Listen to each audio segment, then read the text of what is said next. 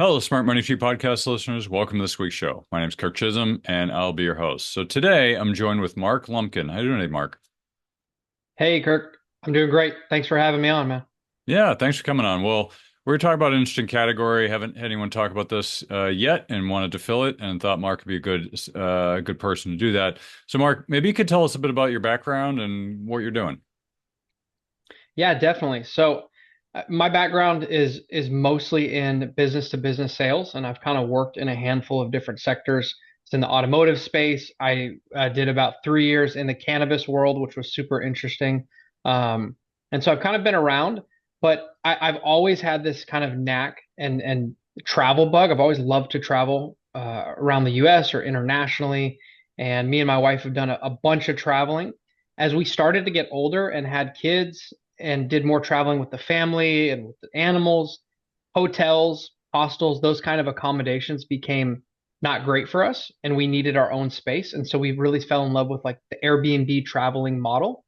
And because of that, as we love to travel and stay at short-term rentals, we realized that we could probably do a better job than some of these hosts and property owners. And so we started investing in short-term rentals. We're super hosts, and we've had a really good time doing that. And then I dove all into the Airbnb world and do that day to day in sales in the short-term rental space. Nice. When you say you're super host, what does that mean? So Airbnb and some of the other online platforms reserve a title for only a select group of people that just do a very good job.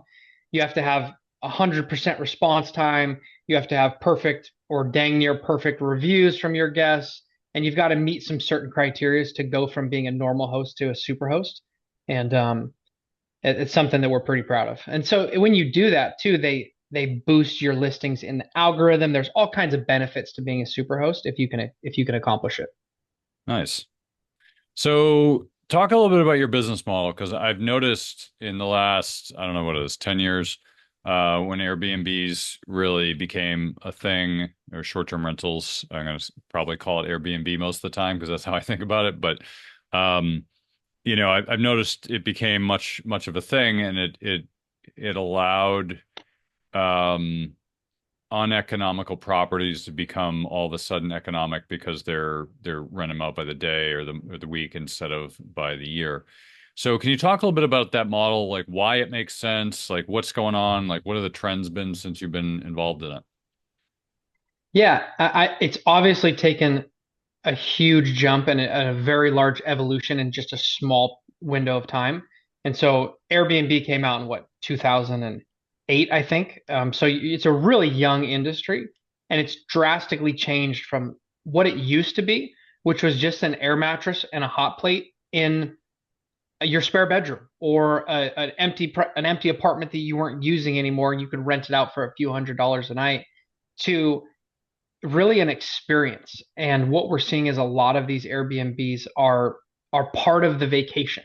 And so people are going to Gatlinburg, Tennessee, but they're also going to Gatlinburg, Tennessee to stay in this big, beautiful cabin that has a bowling alley and has a great view of the Smoky Mountains. And it's part of the vacation that them and their family are taking. And so because those trends have really shifted from it's just a cheaper version of a hotel because it's someone's spare bedroom to it's part of our vacation. It's a really great experience, and groups and families are traveling to the house, not just the destination, not just the city. And so because that shift has happened, we've seen a lot of people, like you said, how do you take a property that's unprofitable, maybe as a long-term rental? Well, $1 million cabin in Broken Bow is never going to pencil as a great investment as a long-term rental because it just doesn't make sense. It doesn't pencil out, right? When you start doing the math. But if I can charge five, six, seven, $800 a night on that property as a short-term rental, well, then it really starts to make sense as an investment. And so we've started to see some large institutional money, funds, REITs start to invest in short-term rentals. And we've seen a lot of just everyday retail investors say, hey, I've got this property that I love that I would like to visit, that I'd like to purchase, but there's no way I can buy it and it can cash flow as a traditional rental.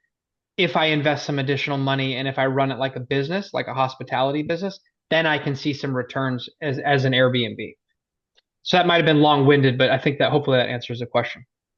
Yeah, no, it does. And I've always been curious because here's a question that kind of I've always thought about is so if you're buying property to make it an Airbnb, like are people buying it to find rental properties, or they're buying it specifically to be a short-term rental property? I would say pretty much everyone that I deal with is buying it with the sole intent of it being a short-term rental of property in Airbnb. So I mean, obviously that squeezes the economics so that the yields, if everyone does that, the yields become lower and lower. So what happens if maybe travel dries up? I mean, take COVID, for example. Like, I don't know what you guys did during COVID, but that obviously impacted people in a lot of ways. Like, what do you do in a situation like that where there just aren't any? Or let's say we go into recession where people just aren't traveling or renting to the same degree. How do people handle that? Yeah, it's a great question. And then you've also got the regulations, the potential unknown regulations, right? Where you might have had an Airbnb business in New York City, and your dozen properties just overnight are no longer legal properties. And so there is there is an inherent risk that's a little bit higher risk profile than maybe some different investments that people might go into. And so I think that's why the returns have to be much higher as well, because you have higher risk, higher reward. Um, how I say you can mitigate the risk is by just having the top property in your market. And so if you have the best property in Nashville, Tennessee, and the travel numbers get cut in half next year, well, everybody at the bottom is going to suffer, but you're going to still do well because your travel is never going to completely shut off. Even during COVID, there was a small blip where there was very little travel, and then right after that, the travel industry went nuts and had it and really had its best couple of years.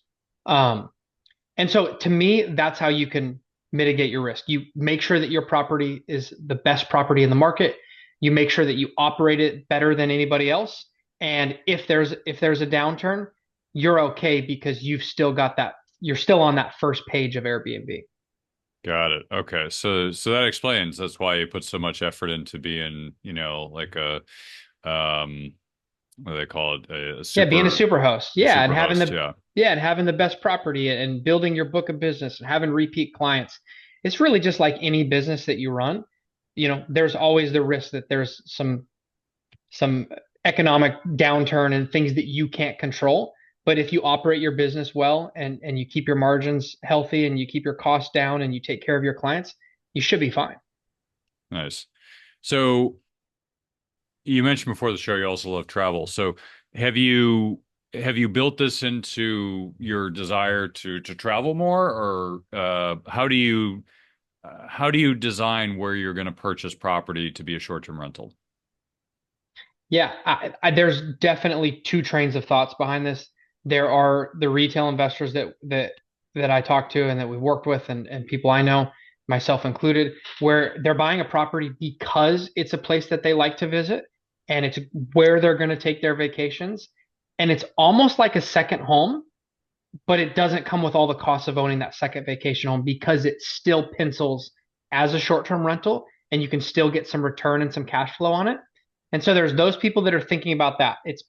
I want to go travel to Blue Ridge because it's 8 hours away from where I live. It's in the mountains. It gets us away from the beach. I'm buying in Blue Ridge, and if I could still make it pencil, I could still make a little bit of money. And then there's the other group of people that we know that are only looking at the numbers. And if I got to buy in Cheyenne, Wyoming, I might never, ever, ever want a vacation there or visit there. But the numbers work out. The cost of ownership is lower, the real estate values are lower, the returns are higher. And so it really just depends on the person. I see both kind of mindsets of people thinking about this. So do you have to buy a trophy property to have it make sense from the standpoint you're talking about? Because to me, like what you're saying is that's great if you have a really high-end property and that'll make sense. But what if does it work for normal properties as well? Absolutely. I would say a lot of times the trophy properties actually pencil out worse than just kind of your standard properties.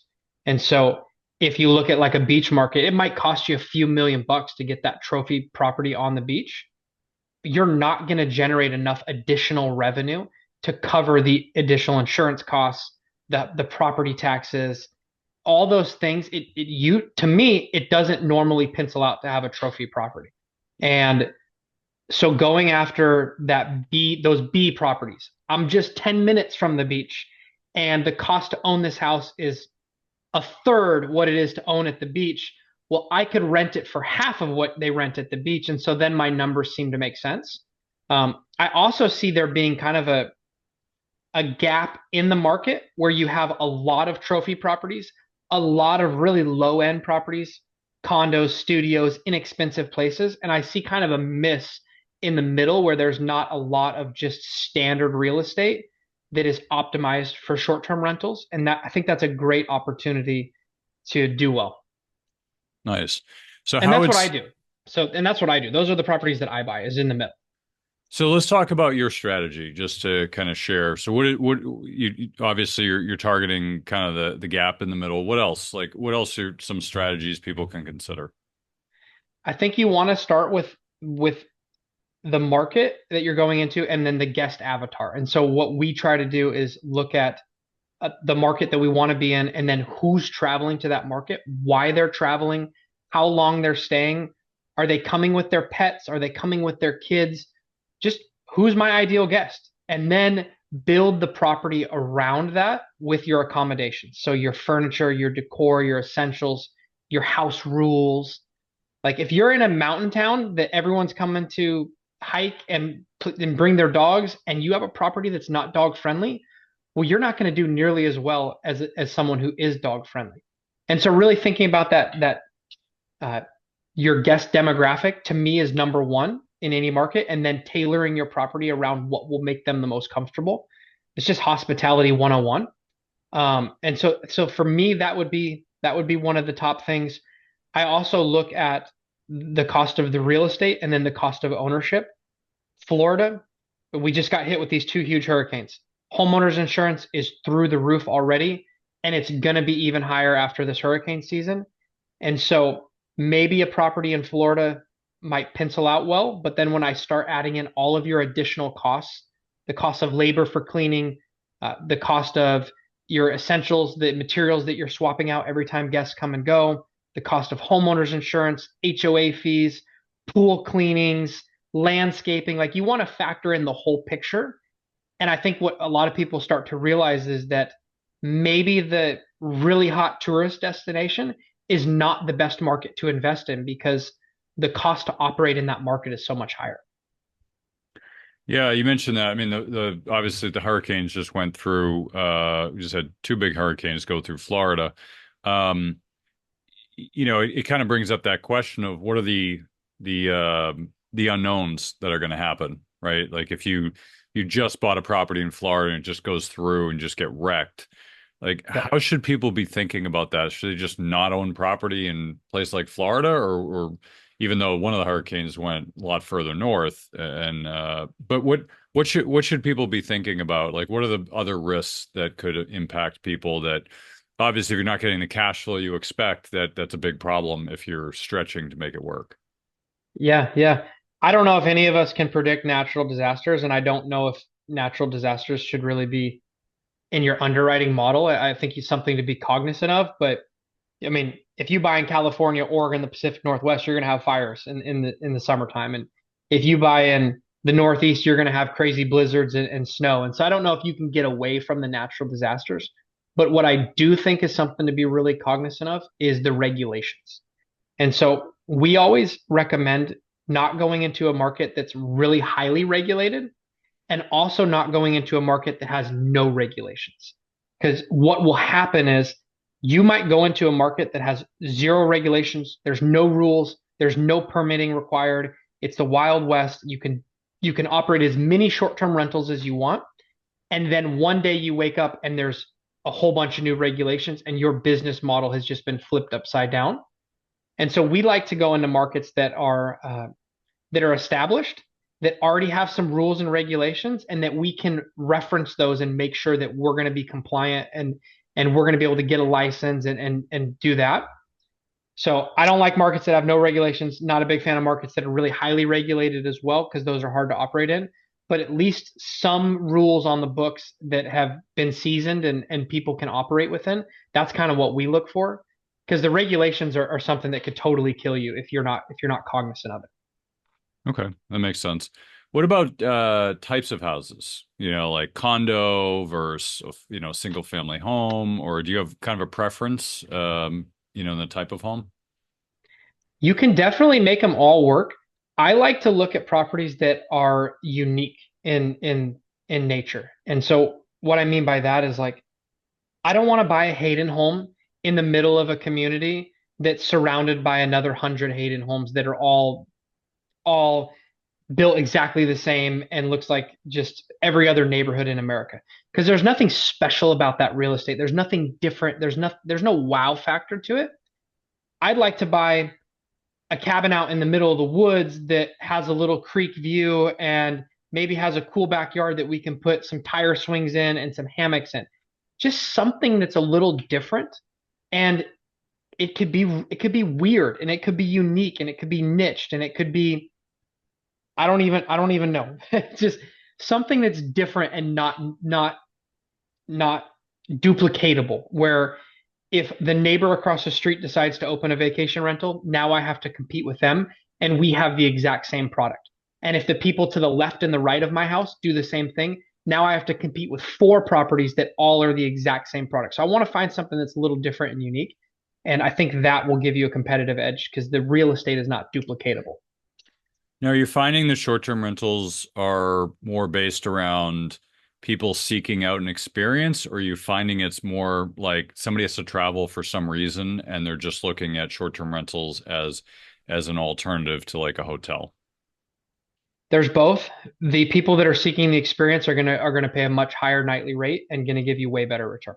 So I'm looking for people that are my guest avatars, people that are looking for an experience and tailoring our properties to look like that. Okay. All right, that makes sense. Yeah, the other option is there are other niches that you can get into where there is the midterm rentals, which maybe are like traveling nurses, or we talked about the hurricanes. You have all those workers, the linemen coming in, the emergency response folks. They all need a place to stay. And so there's definitely that option to set your property up to be more accommodating for kind of the travelers, the traveling nurses, people staying 30 days to 6 months. Um, that's more stable because you have longer lease times, but it doesn't have quite the returns that I like with the nightly stays. And so I set up our properties to make a premium on the weekends. People are coming to the beach on the weekend and they're willing to pay three, four times the nightly rate for the weekend days. That's what I'm looking for. Yeah. Yeah, I would imagine the longer they stay, the lower the yield, right? Definitely. I mean, furnished properties obviously come with a premium anyway. Correct. Um, And I wonder, do you ever look at like the executive market? Because I know that once I was looking at properties years ago, and I looked at a unit that was fully furnished, and they're like, "Oh, it's actually we designed this for executives who are coming in for short term for like midterm rentals that are furnished, but just it's more specifically for that kind of marketplace." So do you get any of that at all? So I don't personally, but like I said, that's definitely a niche, right? That's a niche you can get into in the furnished real estate industry. You can also get into insurance placement housing, so families that are displaced and the insurance companies placing them. There's kind of all different strategies to take.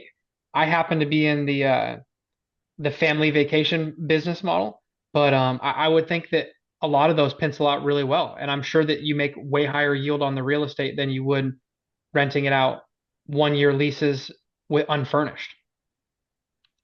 I think it's really cool that you've kind of segmented, um, different niches here. Family vacation versus displaced housing versus traveling nurses. Like, I like the fact that you've thought about this, because I think most people they just get in real estate and like, ah, I'm just gonna go buy a property and just see who gets in there and let's hope it appeals to somebody.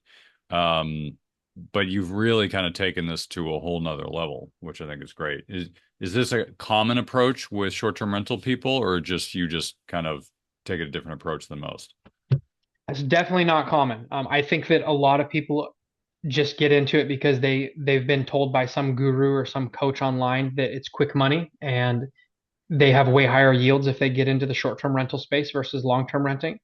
And I think that they're not being strategic and they're not really thinking through the entire process and what it actually takes to get those higher yields. And so, yeah, I would encourage anybody that's getting into this space to carve out your niche, figure out what you're going to do, and do it really well. And you know the term, if you market to everybody, you market to no one. And so, I know a guy that he markets only to elderly people coming to stay in cabins, and he has them wheelchair accessible and has all the extra stuff. And he does really, really well because he knows every time grandma and grandpa come to stay in this market and they are looking for a cabin, I'm going to capture them every single time and they'll pay a premium because my property is designed and set up to make them as comfortable as possible. And so you can get so ridiculous in your laser focus, but if you do that really well and you have enough guests that are willing to pay a premium on that specific type of property, I think that you can make a great return on it. Yeah, that's great. I hadn't even thought of that. That's just little things like that, wheelchair accessible. I mean, amazing. There's so many things. You got a family coming to travel. Well, do you have a pack and play for a little kid to sleep in? Do you have a high chair in the dining room? Do you have toys?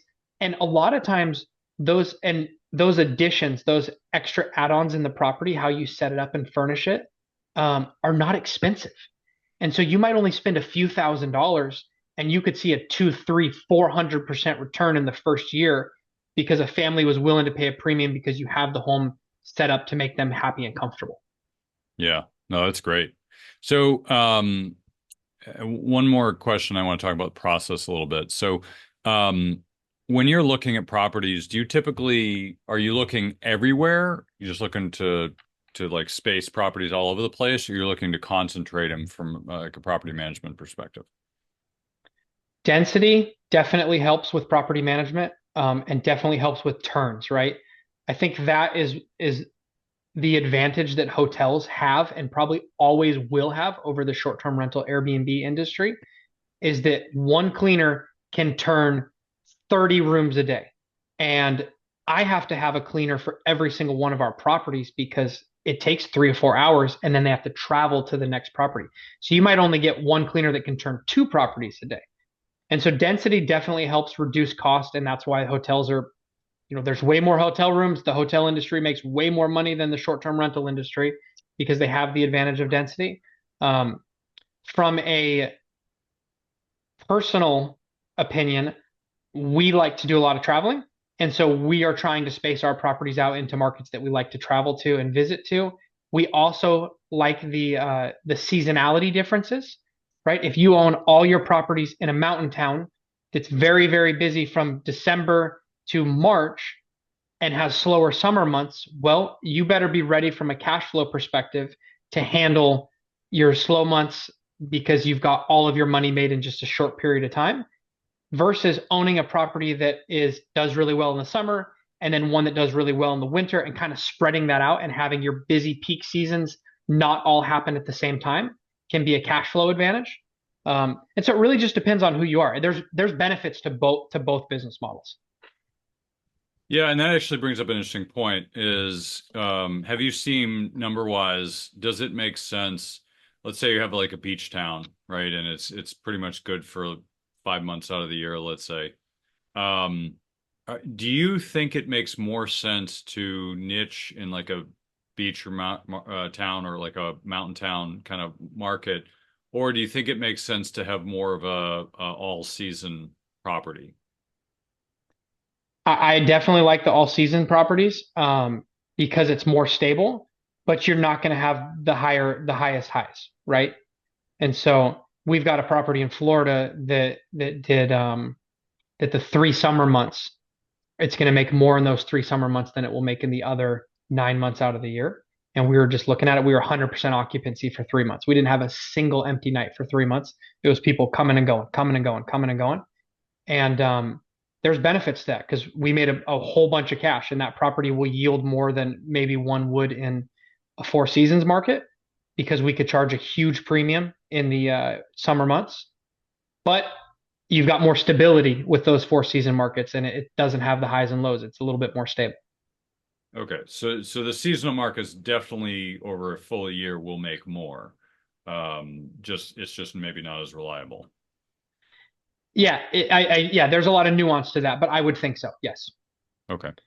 And I believe that a lot of other investors believe that as well. And so that's why you get a lot more competition and a lot more properties in those seasonal markets because they know that the summer months you can crush it. That Orlando, there's more short-term rentals in Orlando and Phoenix than in any other city in America. And it's because they know that people are coming during the summer to in the spring to visit Disney and they can charge a huge premium on those families that are coming into town to go to the parks. Yeah, it's interesting. Yeah, I mean when I think of short-term rentals, I'm not thinking about, Joe and Susie Lunchbox, Middle America. I'm thinking about like where do people actually want to go?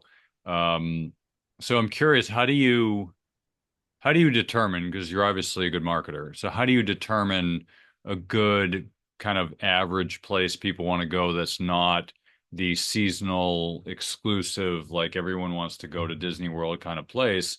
How do you find those and take advantage of that so there's enough volume so you can make sure that you're getting, people want to go there? Yeah, that's a good question. I think it comes down to the individual. And I always say, like, where do you like to go? Where are your favorite places for you and your family to vacation and travel? Or, does your sister or brother go to Branson every year for their 3 week skiing vacation and da da da da da? Like, just use the knowledge that you have and start to identify markets that you would like to go to and you'd like to vacation in, and then see if they pencil out. There's a lot of, relatively inexpensive or free resources. There's like AirDNA, there's Rabu, there's some different online tools that can help you identify different markets, give you some high level numbers of what the returns are on those markets and what the revenue is on properties in those markets. But for me, it's always been like, hey, we love to go to this lake every summer and spend 2 weeks with our kids on the 4th of July, and our family likes to come. And we know there's other families that like to go there, and we've stayed there, and the properties we stayed at sucked. And so, could we go into that market, do a little bit better, and crush it? Yeah, definitely could. Okay, cool. So you're thinking about it from that. Yeah, okay, that makes sense. That makes it easier. It's a little bit more easier lift for people. So what's a what are some processes people should be thinking about if they're looking to get into the short-term rental market? Like, if let's say they're starting out and they're saying, "Hey, this sounds like a good idea." What are some things that people should be thinking about beyond the demographics that they should say, "All right, here's a good way that I can do this well without making a lot of mistakes." Yeah, I think one of the biggest things is your team, your boots on the ground, and how you can actually operate the property. And so this is the hospitality industry. You have to clean the property between each guest. You will have damaged and ruined items. You will have blood and throw up and nasty crap on your sheets. And just be ready to, you need to think about this as operating a hotel. And I think that's the biggest mistake we see a lot of investors that are first time short term rental investors make when they get into the industry is they think this is like operating a long term rental or their apartment complex or their mobile home park. And it's very different. It's very hands on. And so, who's my team that can help me operate that? Is that a couple of VAs? Is that a full time property management company that I hand the property off to? Is my wife or my partner going to do that daily guest communication, which mine does, which is great? It's a full time job for her. She likes it. Um, but how are you going to operate? Who's your boots on the ground? I need a handyman. I need a cleaner. I got to take care of the trash. Think about that. You have a house that no one lives in. People come and go. Who's taking your trash out to the curb every week and then wheeling the barrels in? Because your guests ain't going to want to do that on vacation. And so, really operationally thinking about how this thing can actually run and operate. Who's going to do it? Making sure you've got some systems and processes in place for when something happens. Um, I think about I think there's a great analogy is the guest experience is a lot like flying on an airplane. And so the all we remember is the takeoff and the landing. It's very similar in the short-term rental space. If their check-in is easy and they know the door code and it works and they open up the door and it's clean and they can log into the Wi-Fi quickly, you're golden. The rest of your experience is going to be great, right? And is the checkout super easy and simple? If the takeoff and landing are easy and simple, your guests will be happy. If they're rocky, the whole experience is going to be bad. You're going to set yourself up for failure. So kind of think about those things. I think that, yeah, it's a good, actually a good way to think about it, the beginning and the end. Um, cool. So, what are your what are your favorite markets? I don't know how big your portfolio is, but what are your favorite markets? Yeah, it's not massive.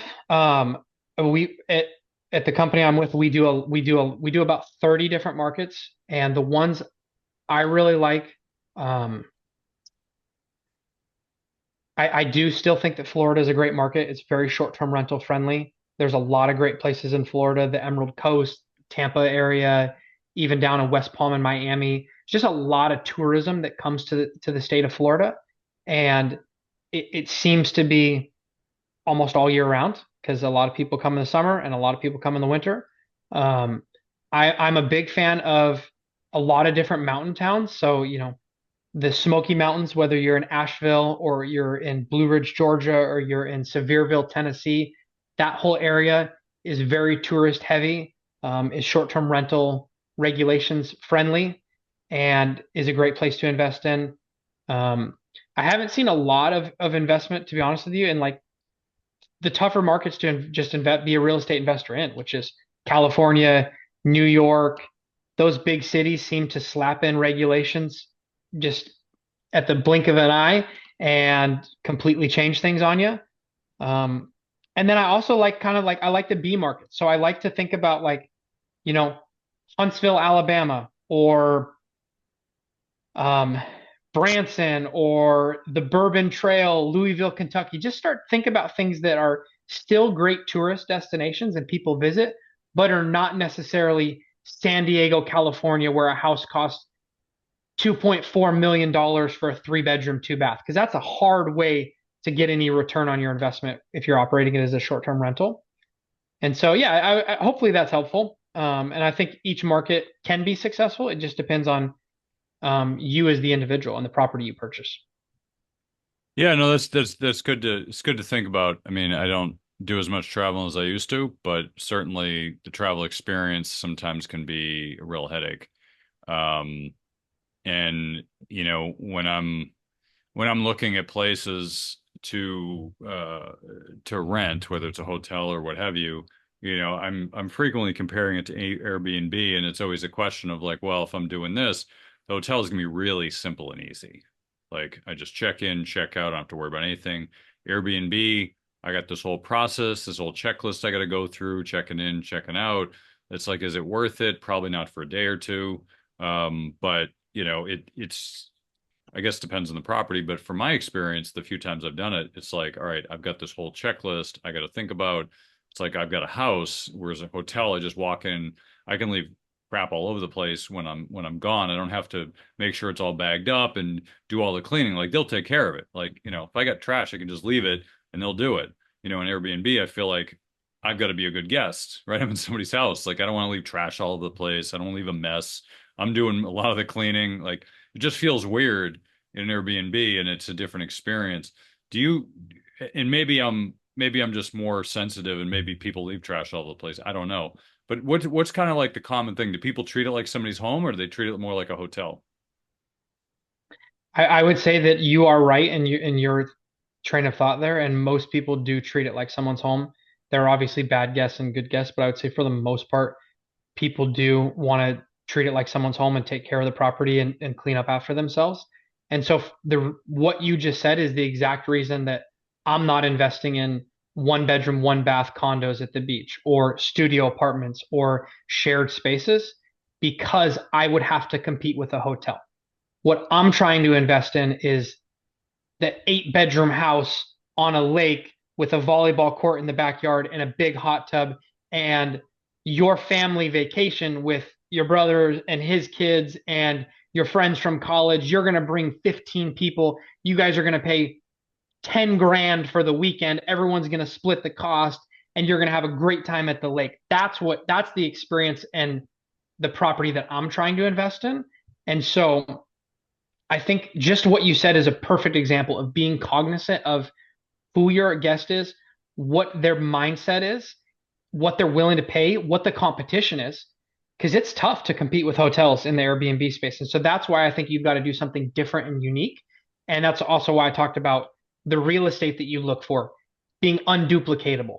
If you have a tree house out in the middle of the woods and it's a cool, fun experience, well, great.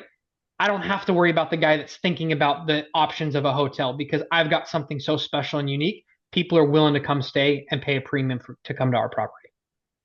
Yeah, it's funny. We in Boston, Cape Cod's kind of the place to go in the area as a summer place. And a bunch of years ago, we used Airbnb to find a place, and we grabbed it, and we've been lucky. We just keep coming back. It's just been a special place for us. And somebody's home. Like during COVID, we actually called her up and be like, "Hey, we need to get out of the city," and she's like, "Yeah, it's empty. Just come down. You can rent it for a few months." And we stayed. And then we left in June when they had to rent out for the summer. But it was great to have that kind of experience and that kind of connection with somebody to be able to borrow their home when they just weren't using it. I Um, love it. yeah, so I like the fact that this is a thing. Um, let me ask you this. So I mentioned Airbnb. It's the only one I know, but there's another one. There's other ones as well. How many different places are there? Are there a lot of them, or what are the best ones, or how should people be thinking about if they're placing a listing, where should they be looking to list their property? Yeah, there's a lot of them. Airbnb is kind of like the Kleenex, what Kleenex is to tissues. It's the name brand. Everyone recognizes it. They have a great UI UX experience for guests. They're going to be a bulk percentage of anyone's bookings if you're getting into this space, probably north of 80% of your bookings. But there are a lot of other options. There's VRBO. There are short-term rental investors that have built their entire business just on being on VRBO, and they're not even available on Airbnb. There's Booking.com. Google is getting into a direct booking model for short-term rentals. Expedia, Capital One is now allowing you to start to use your credit card points to book short-term rentals through their portal. And so we talked about this at the very beginning. This is very much a new industry, but there's always new options popping up every day. And the cool thing is you can cross promote your property. So you can have your property on both two, three, four platforms. And then there's technology tools that lets you sync your calendar so that your property doesn't get double booked. If it books on one platform, it closes it down for those dates on another platform. So I'd encourage people to look at some different options. Cross promote, it doesn't hurt you to have your property available in a lot of different spaces. And then I'm also starting to see a real trend towards booking direct. And so what you just talked about, which was you knew the lady, you had her phone number, you just called her up and you booked it for a couple of months.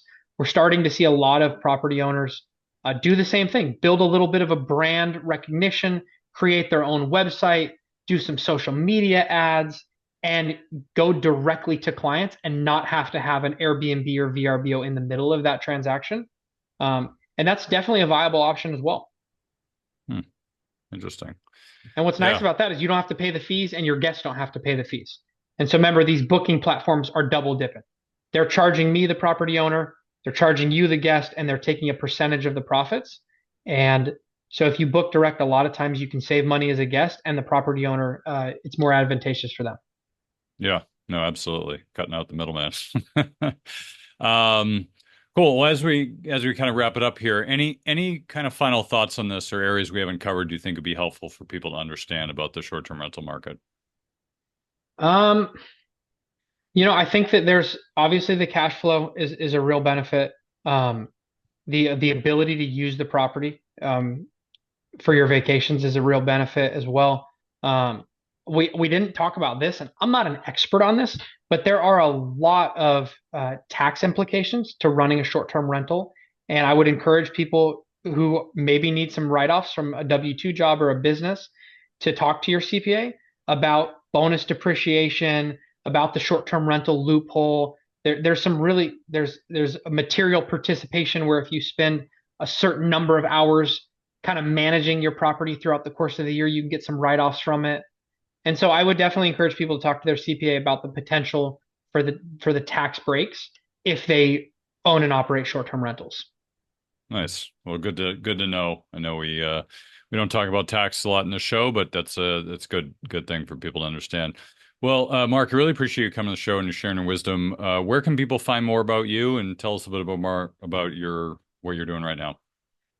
Yeah, so you can find me. I'll provide my email. You can share it in the show notes. I'm pretty active on LinkedIn, so you can find me on LinkedIn. I'm always there. I respond to any DMs.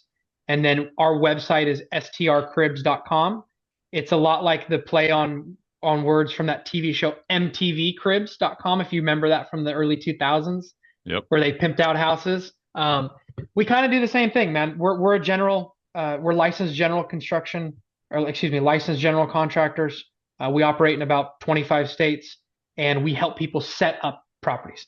So you found a house in Scottsdale, we're going to come in, paint the murals, do the furniture, do the pool tables, replace the floors, paint the walls, make the thing a really beautiful, high revenue property. And so that's what we do at STR Cribs. That's what I do day to day, aside from investing in real estate. And yeah, man, reach out to me anyway. I'm happy to help anybody, happy to give any free advice, and love to connect with other people in the space.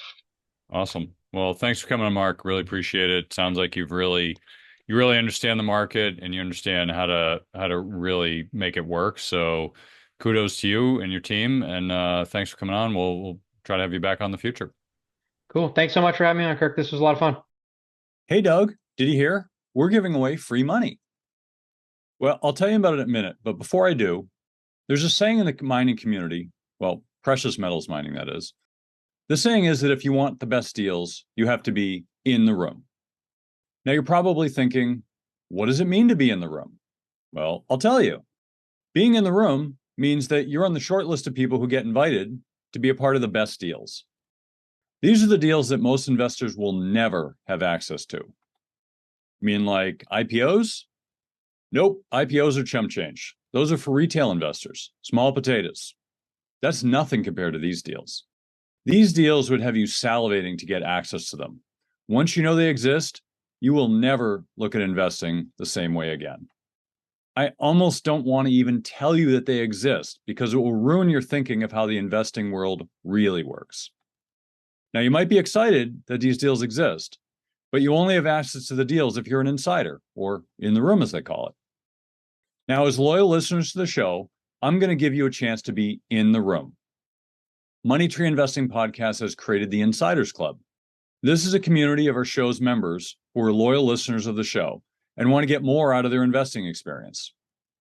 Being a part of the Insiders Club gives you insider status for upcoming events and webinars, discounts, free stuff and books, and influence on the future direction of the show. This is a great opportunity to join us as we expand our content and services. Oh, and did I mention free money? Yes, in the next few weeks, I'll be giving away free money to our members of the Insiders Club as my appreciation for listening to the show. Now, there's no cost to join the Insiders Club. Just go to moneytreepodcast.com/free money today to join the community. That's www.moneytreepodcast.com/free money. I hope to see you in the room.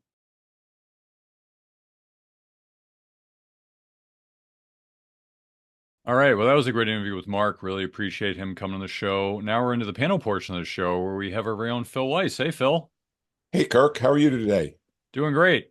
Doing great. And we also have our very own Kirk Chisholm, who's also here today because we don't have a third panelist. So just going to be me and Phil. Uh, so anyway, let's get started, Phil. What were some of your takeaways from the interview? I thought it was really interesting.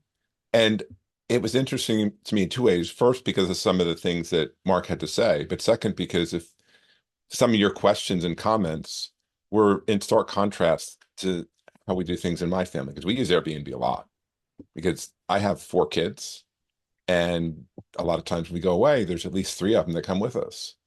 And having an Airbnb makes a big difference because we can get two bathrooms. And that's hard to do in a hotel, and everybody gets their own bed. And there's so many things like that. And we've used them outside the US. We've used Airbnb inside the US. We've had a couple bad experiences, but overall they've been pretty good. I loved his, the idea of niching, because that's something that matters to us as advisors too. And I never thought about it in that context, the way that he talked about it. I thought that was really interesting as well. Yeah, I did too. It's funny. I mean, I mean, hotels are just easier for me. That being said, I have used short-term rentals. I used Airbnb when I went out to Lake Tahoe, in part because hotels were obnoxiously expensive when I went out there. It was something like $800 a night or some crazy number. And I was like, I must have been on a busy weekend, but I just couldn't find affordable hotels. So I looked, oh, I'll just look at Airbnb. And it wasn't awesome, but it was good enough. I had this whole like apartment to myself, which I didn't need. It was, like, and that's part of it. You're traveling by yourself. Like, I don't need all that. I'd rather have a hotel I don't have to think about. Um, but that being said, like when my family, when we go away, we go on usually, 1 to 2 trips a year and we go on a trip. Last 2 years we've been down to Florida, been down the Keys, and we stayed at this hotel both times, and it's a great hotel, but it's basically set up like a short-term rental. Like it's kind of like a townhouse. So you got like two bedrooms upstairs, downstairs you got a kitchen, living area, you got a few bathrooms. Like it's got a kitchen. Like for us, my family, we've got so many food issues with our family. A kitchen is gold for us. We just go to the supermarket, go cook ourselves. We don't have to worry about eating out. It's just perfect. And so I think in that way, it allows us to be a little bit more customized and, it allows us to do the things that we need to do. Because I was just at a hockey tournament with my son in Nashville a few weeks ago, and he's got food issues and I have food issues. My other son and my wife are fine. The two food people, we had to go. And so we go down there and like, I'm like, all right, well, they got a small refrigerator. I brought my own hot plate, brought my own pans, had to go to Target to pick up a toaster oven, had to go to the grocery store to pick up a ton of groceries, and we had to go cook in the hotel room, which, we did this last year and fire alarm went off once. Like it wasn't great. But it's some of these places, like I've been to some hotels where they have like a little mini kitchen. It's great. But it's rare. So I think, there's a lot of cool things about the short-term rentals especially if you have these little kind of like customized needs that so many people have now. It can be a great way, but it's a different experience. So you were telling me before, like you only do this now, right? That's pretty much it. And I forgot about the kitchen aspect, but that is an important aspect. What we usually do is we will go shopping and we'll make sure we have breakfast food. And instead of having 3 meals a day out when we go travel, we'll start.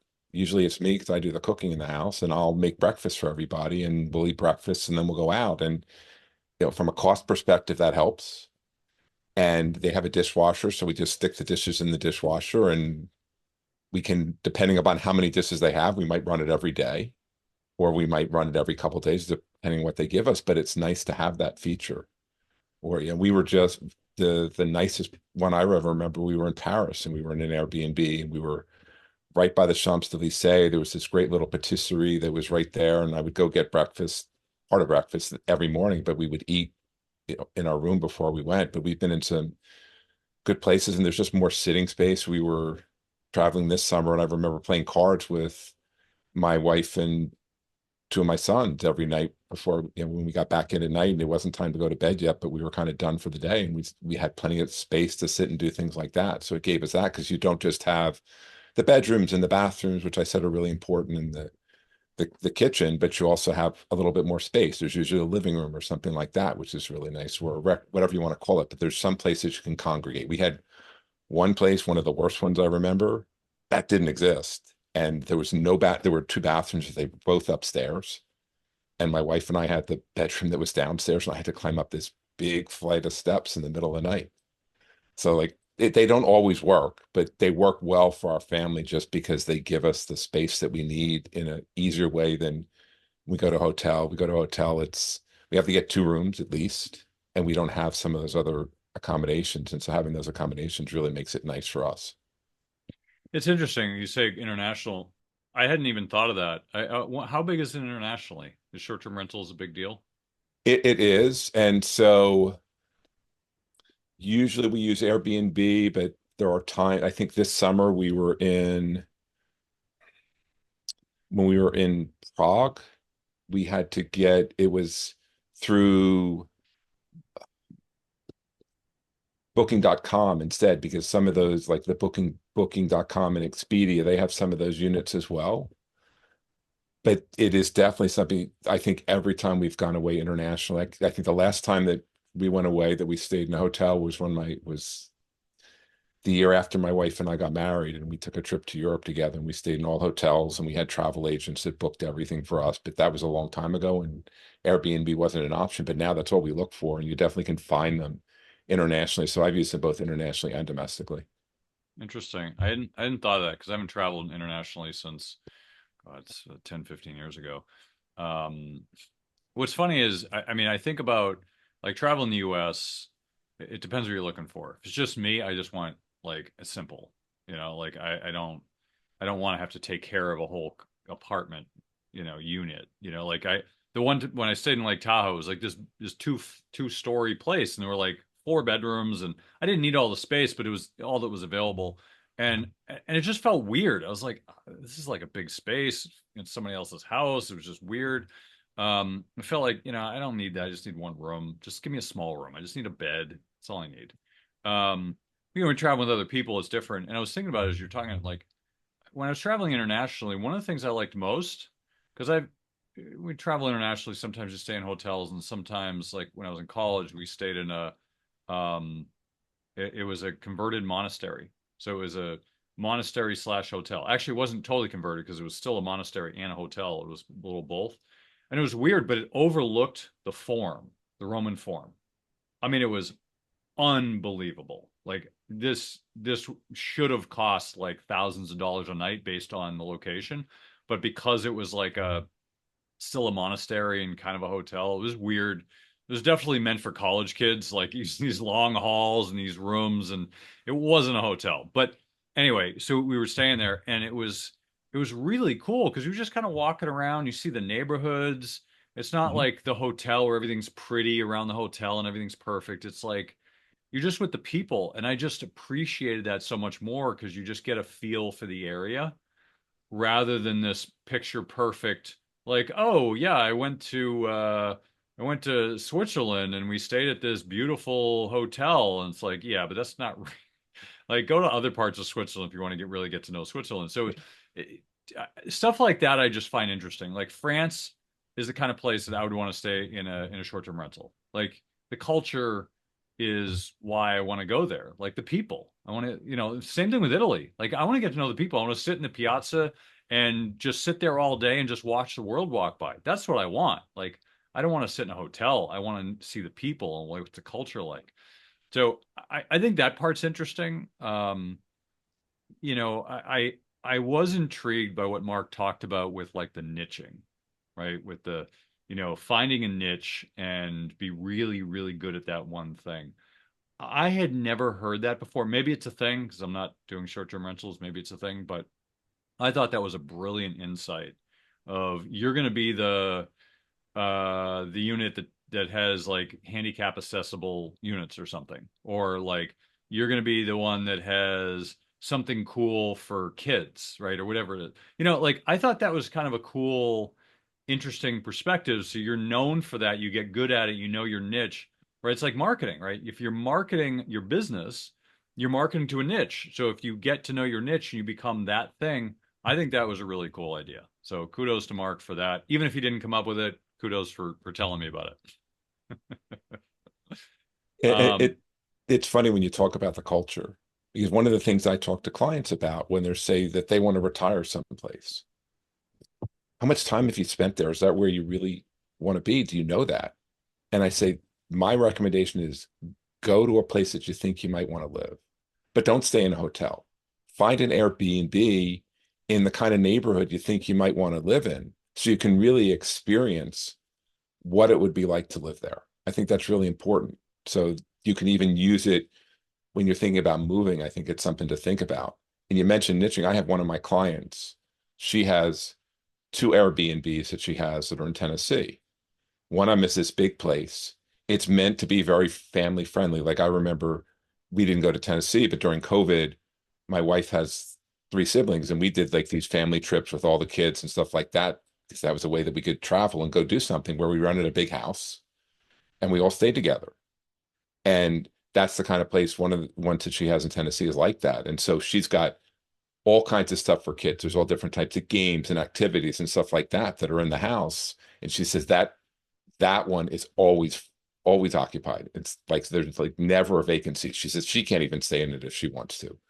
The other one isn't quite set up quite as nice. So occasionally there'll be times when they can use it. Like her daughter was on spring break this year, and her daughter and her friends were going to use the other one, but none of them have ever stayed in the one that's really set up. And it's kind of like that niche concept, right? Because it's set up for a family to go, and like they have the place to go and have do different activities and things like that at the end of the day.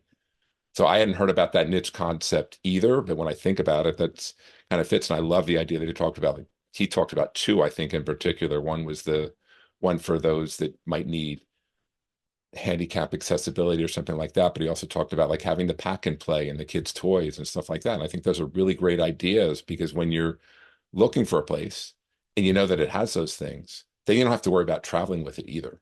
And so it makes your travel and your trip to get there a lot easier. Yeah, and that's really interesting because I was thinking about it. It's kind of like a bed and breakfast where they're just like highly catering towards you. I was thinking about this because when my kids were young, when they're really young, I used to think of traveling as home somewhere else without the child proofing, right? Like you're just like when your kids are like, I don't know, one, two, three, they're just monkeys, they're just moving around. Like you have all the comforts of home. You travel. It's like, all right, now it's very uncomfortable with this place, but it's just like, it's just a lot when you got kids. And then, and I was like, oh, it's like home without the childproofing. I got to think and make sure they're not getting into trouble and breaking stuff. But when you, one thing I thought about, because my father-in-law used to have a place down in Florida, and we used to go down there, and it was great. And it was great because one of the things, obviously, because it's free, you don't have to pay for hotels, but also because you go down there and your stuff's there.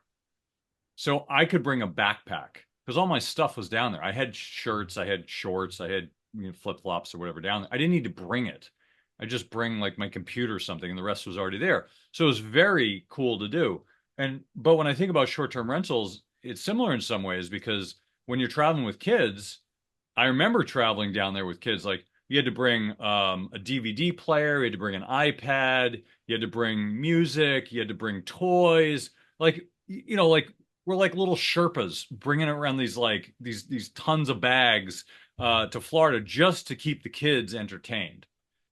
And if you can go to a place where that's already there, I mean that's awesome. So I hadn't thought of that either, but that to me is um, a brilliant way to solve that problem. Because when kids are young, they need to constantly be entertained, and you need to have toys, and you can't bring it all with you. So the fact that it's there and it's new toys, oh look, new toys we haven't played with before. I think I mean that's a great niche if you can appeal to parents and have some sort of location where it's like kid friendly. Here's another one. Dogs. I mean, we have a hypoallergenic Labradoodle. So it doesn't shed, right? It has hair, so it doesn't shed. It doesn't smell. Well, I mean, any more than any other dog, but it's not going to like dirty up the furniture any more than I would. Um, and but they'll frequently say no dogs, and it's like, well, I know, I get it. If you got a shedding dog, I don't want dogs at my house either because shedding is a pain in the butt, especially if you're not prepared for it. My dog doesn't shed, so we have to negotiate with the landlords or the owners all the time every time we travel because we need to make sure that they're cool with it. So we just found one that was cool with it, and she's like, "Yeah, you're good." And that's how we handle it now because it's so hard to find anyone with pets. So I think that's a brilliant one. It's a little hard to implement because you got to do a lot of cleaning. But if you can do that right, I mean that to me is really a cool idea. If you can solve that, if you can fill the hole of people that are looking to bring their pets, and there's a decent amount of them too. And some of them probably just won't say anything, but they do it anyway because it's because they need to. So yeah, brilliant thinking around it for sure. Yeah, even we were in one in Florida. Not we don't travel with. We have two Shih Tzus and they don't shed either, but we generally don't bring them because of the same issue. It's hard to find a place to allow them. But you talk about activities, it doesn't even have to be for little kids. We went to had an Airbnb in Hollywood, Florida a couple years ago, and they had a pool table and a poker table. And so at the end of the day, we would play pool, or like one day it was bad weather. And instead of going into the movies or go do something like that, we played pool. You get 2-on-2 and you play pool. Or during COVID, it was a big family activity. I taught everybody how to play Texas Hold'em. We don't play for money, we play for fun, but it can be a lot of fun. Everybody sits around and you talk and you play. And so it had stuff like that there. The only thing that I remember about that one, though, was Christmas time, and it got cold in Florida, and the air conditioning didn't come on. I mean, the heat didn't come on. And we had to get the guy that owned the place, and he had to get somebody out there to fix it because we were there. Like, that's the one downside of owning these things, right? Is that something goes wrong, you're on the hook and you got to get it taken care of. So you had to get somebody out to come service the heat on Christmas Day because it was too cold in the place. Yeah. So what are some takeaways you can give for people who are thinking of owning short-term rentals, or kind of final thoughts from you as we wrap it up? I think it's a really interesting idea. Like I said, I have a client that does it, and she always tells me the properties are killing it. So you got to make sure. I think I really like Mark's idea of niching, finding areas that are popular so that you really have people that occupy. And I have another person that has one in Delaware by one of the Delaware beaches. It's a little off the beaten path, so it's not quite as occupied as it could be, but it can work. And if you're going to do it, if you're not going to do it yourself, you want to make sure you have a good management company, but it can be a really good idea. And I think if you're going to do it, I would do it the way that Mark did it. I think that niching is really important because it just gives you a better chance of having a place that's occupied. Because the last thing you want is this rental, you have this unit, you put all this money into it, and then it's not occupied. And then it's just money that's sitting there doing nothing for you. You can spend a couple $1,000s, as Mark said, to fix it up in a way that's going to appeal to a certain group of people. And if you're the one that has that and there's enough interest, it can do really well. But I would make sure I did research before I just decided where to do it and what it is that I wanted it to have when I was looking for that niche. But I really like the idea. It's an interesting way to have a rental property in a different area, and you don't have to. Short-term rentals have pluses and minuses, but you're going to make more money when you have short-term rentals for sure if you can, keep the place occupied. Yeah, I agree. Where can people find more about you, Phil? So I know that experiencing big life transitions can be stressful, and my job is to help empower women facing new beginnings with the financial knowledge and tools they need to make self-assured decisions. My firm's Apprise Wealth Management. We'd love to get to know you. If you'd like to learn more about us, you can download our free ebook, How to Flourish Through Life's Big Changes, at apprisewealth.com/ebook. You can also sign up for our blog. Thanks for having me today. I enjoyed the conversation, Kirk. Great. Thanks for coming on, Phil. That's the show for this week. Thank you again for joining us on Money Tree Investing Podcast. My name's Kirk Chisholm, Wealth Manager of Innovative Advisor Group. We don't just manage your wealth, we make your life better. You can find more about me at innovativewealth.com. And of course, you can find me every week here on this show. You can also check out our show at Money Tree Investing Podcast. On our website, you'll have access to the show notes, resources, and the archive shows. Please remember to subscribe on our YouTube channel for immediate access to the new shows when they're released. When you subscribe to the show, it allows us to get access to some of the top minds of investing in personal finance. While you're here, please leave a comment and question if you want us to address it on the show. Have a great week ahead, and remember, no one will care about your money like you do, so invest in your life.